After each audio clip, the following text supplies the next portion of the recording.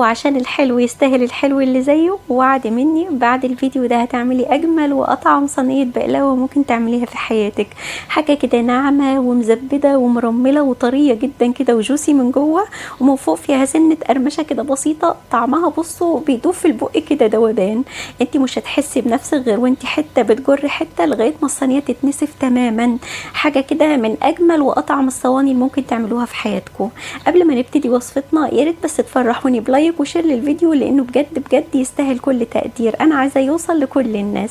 يلا بينا نبتدي مع بعض وهقول لكم انا عملت الجمال ده ازاي. الاول هنبتدي بالشربات.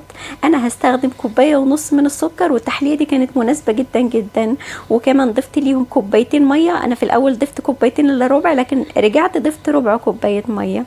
وبعدين عصرت كده نص ليمونه، وهسيبهم على النار مش هقلبهم ولا اي حاجه. السكر لوحده هيدوب بس، وخلوا النار يعني متوسطه مش عاليه قوي. وبعدين في الاخر خالص كده هضيف ملعقه صغيره من الفانيليا، وهخلي السيرب على النار كده يغلي مسافه دقيقه واحده بس. لو انت حابه السيرب يبقى تقيل سيبيه يغلي دقيقتين وبس كده. السيرب بقى جاهز معانا. عندي لفه جلاش، والجلاش لما تستخدميه حاولي تخلي كده فوطه جنبك علشان تبقي مغطيه، علشان هو بينشف بسرعه. هجيب الصينيه اللي هستخدمها وهدهنها دهنه حلوه كده. شوفوا انتوا بقى حابين تستخدموا سمنه او زيت. انا بحب اعمل ميكس بين الاتنين، يعني سمنه على زيت. المهم ان احنا هندهنها دهنه حلوه في الاول علشان الصينيه تبقى اللون بتاعها احمر وجميل كده من تحت. هاخد طبقتين من الجلاش. كل يعني رق انا بضيفه من الجلاش بيكون عباره عن طبقتين. هدهنه دهنه بسيطه من خلطه الزيت على سمنه، وبعدين هديله رشه بسيطه كده بخاخه الميه دي. وهقول لكم السر الجميل قوي في بخة المية دي هتعمل ايه. نفس القصة. هجيب طبقتين من الجلاش وهفردهم واديها دهنة كده من المادة الدهنية، وبعدين رشة بسيطة من المية، يعني ما تبالغوش في المية، رشة بسيطة كده على كل ورقة الجلاش. عايزه اقول لكم رشه الميه دي على ورق الجلاش بتحوله تماما من ورق جلاش لطعم العجينه بالظبط بتاعه الفطير المشلتت او البقلاوه التركيه. يعني انت اكنك كده عجنتي عجينه من الدقيق والميه، مش بتستخدمي ورق جلاش خالص. بيبقى طري كده وبتخلي الجلاش ما يتكسرش او ينشف.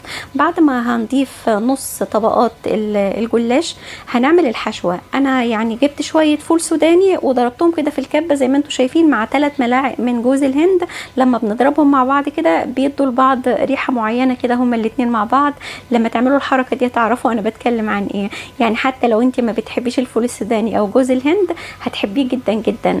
انا ضفت ليهم شويه من السيرب او الشربات اللي انا عملته دلوقتي، علشان الحشوه دي لو ضفناها وهي مفروله كده ممكن تنزل من البقلاوه واحنا بناكلها، فكده هي بتمسك في بعضها وبتبقى مش مفروله، يعني ماسكه نفسها. هوزع الحشوه دي كويس جدا في النص كده، يعني في النص بالظبط. يبقوا ضيفوا الحشوه دي. ممكن على فكره تستخدموا اي نوع من المكسرات في الحشوه، وممكن تضيفوا زبيب، وممكن لو عندك كنافه تحمصيها او تحمريها على النار يعني وتضيفيها مع المكسرات او اي حاجه. بصوا بقى اقول لكم على موقف حصل معايا عشان تاخدوا بالكم منه. انا كنت هستخدم لفه الجلاش دي، انا اشتريتها من الهايبر ومبصيتش فيها وانا بشتريها، لكن اتفاجئت ان شكلها كده. يعني انا لما شفتها اتصدمت بصراحه. طبعا دي هتترمي في الزباله، بس انا حبيت افيدكم علشان برضو يعني ما تكلفوش نفسكم تقعوا في نفس الغلطه بتاعتي. لما تشتروا الجلاش افتحوا العلبه وشوفوا شكل الجلاش عامل ازاي. هي كانت في كيس وفي علبه كرتون. المهم انا خلاص رميتها، وطبعا اشتريت واحده جديده فكانت مش نفس النوعيه اللي انا استخدمتها، فكانت اقصر شويه. فانا برضو هتغلب على الموضوع ده. اقول لكم ازاي. دهنت الطبق زي ما احنا اتفقنا كده بالماده الدهنيه، وبعدين رشه ميه، والطبقه التانية اللي انا هضيفها عليها بداري بيها اي فراغه واي مساحه كده باينه علشان اداري الحشوه.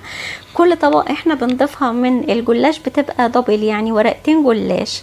بندي دهنه بسيطه من الماده الدهنيه، وبعدين بندي رشه بسيطه كده من الميه زي ما اتفقنا علشان الورق يبقى طري كده ومورق وجميل معانا، وكمان علشان ما ينشفش او يتكسر. كمان الميه بتخلي طعمه حلو قوي زي ما اتفقنا. انا باكد عليكم بس علشان ما تنسوش بس النقطه دي، لان الميه مهمه جدا جدا. بعد ما خلصت كل الطبقات اخر حاجه انا بدهنها طبعا دهنه الماده الدهنيه، وبعدين لازم رشه الميه من فوق علشان الورق لما ندخله في الفرن ما يتكسرش من فوق كده او ينشف. الميه بتخليه طري.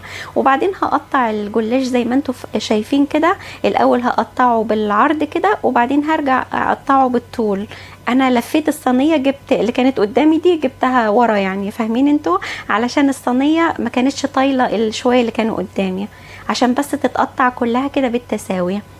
لو انتوا مش عارفين توزنوا ايديكم ممكن تستخدموا المسطره في القياس، لكن انا يعني بعمل الحاجه دي بالبركه يعني، فالحمد لله ربنا بيستر وبتطلع معايا حلوه الحمد لله. بعدين انا عكست الصينيه وجبت كده الصينيه بالعرض وقطعتها مربعات زي ما انتوا شايفين. انا بمسك بايدي التانية كده الجلاش علشان الورق متحركش معايا وانا بقطعه. هخلص كل الصينيه بنفس الشكل كده يعني، حاولوا تخلوا المربعات دي قد بعض عشان يبقى شكلها حلو بس مش اكتر. وبعدين هدخلها على فرن ساخن، الفرن كنت مسخناه. هحطها في الرف مش اللي في النص، انا بعلي الرف فوق اخليه في اعلى رف يعني اللي هو تحت الشوايه على طول، عشان ورق الجلاش بيكون كده رقيق جدا فممكن يتحرق منكم في الفرن. هسيبه قد ايه في الفرن؟ بصي لما تلاقي الاطراف او الطروف دي يعني اللي هي الجناب بتاعه الصينيه لونها ذهبي، خلاص كده يعني اللون اللي يعجبك، خلاص كده اطفي عليه الفرن. وبعدين نزلي الرف تحت خليه في النص، وولعي الشوايه يدوب كده دقيقتين مع الملاحظه طبعا عشان ما يتحرقش منك. وبعدين لما ياخد اللون الجميل اللي قدامكم ده خلاص بنخرجه من الفرن. وهي سخنه الصينيه ملهلبه بننزل عليها بالسيرب اللي احنا عملناه في البدايه. السيرب يا اما بيكون دافي يا اما بيكون بارد، مش هتفرق خالص صدقوني، اهم حاجه بس ما يكونش سخن بيغلي. وبعد ما هسقي كل صينيه البقلاوه بتاعتي بالسيرب بفضل اقلبها يمين وشمال كده علشان الطروف برضو تطول من السيرب علشان ما تبقاش ناشفه وتتكسر معايا. الصينيه بتبقى بصوا عايزه اقول لكم يعني ريحتها رهيبه رهيبه، مش عارفه اوصف لكم بصراحه جمالها ازاي. انا يعني عماله الف بالكاميرا بصراحه يمين وشمال واقطع لكم في الجناب وفي النص علشان بجد بجد يعني علشان انا بحبكم والله، بيبقى نفسي فعلا تجربوا الحاجات الجميله البسيطه دي اللي هي يعني تعتبر مش مكلفه. انتوا عارفين الصينيه دي لو اشتريناها من محل الحلواني ممكن تكلفكم كام؟ يعني لفه الجلاش مش قصه.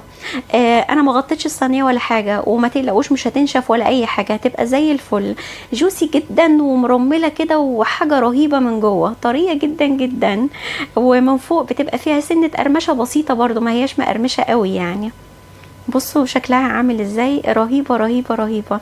دي بقى مع كوباية شاي في ساعة عصرية او صبحية او مغربية او في اي ساعة، بصراحة دي لا تقاوم.